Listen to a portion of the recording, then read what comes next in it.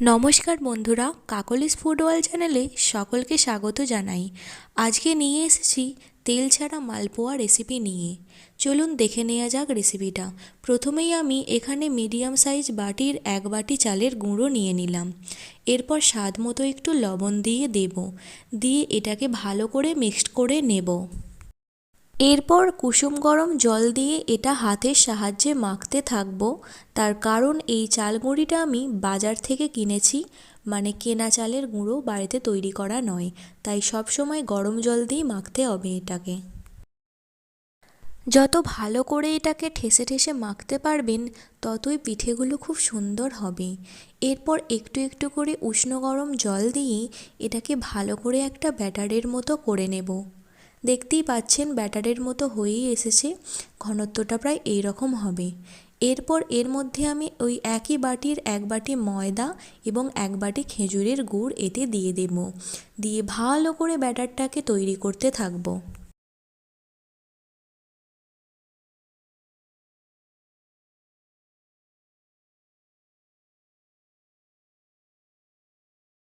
দেখতেই পাচ্ছেন বন্ধুরা, খেজুরের গুড় ব্যবহার করায় ব্যাটারটার কালারটা পুরো চেঞ্জ হয়ে যাচ্ছে আর দেখতে খুবই সুন্দর লাগছে।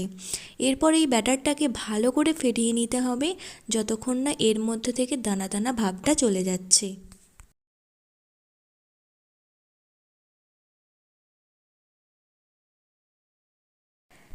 দেখুন ব্যাটারটা বেশ স্মুথ হয়ে গেছে আর এর মধ্যে কোনো দানা দানাও হয়ে নেই। এই রকমভাবে ব্যাটারটা তৈরি করতে হবে, এই রকম ঘনত্বের। এরপর এর মধ্যে আমি কিছুটা মৌরি দিয়ে দেবো, দিয়ে ভালো করে আবারও মিক্সড করতে থাকবো।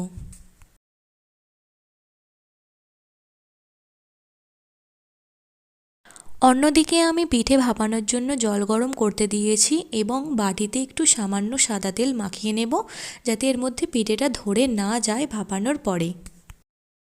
এবং এরপর বাটিতে আমি ব্যাটারটা আস্তে আস্তে ঢেলে দেব। আর আপনারা ব্যাটারের পরিমাণটা আপনাদের মন অনুযায়ী দিতে পারেন।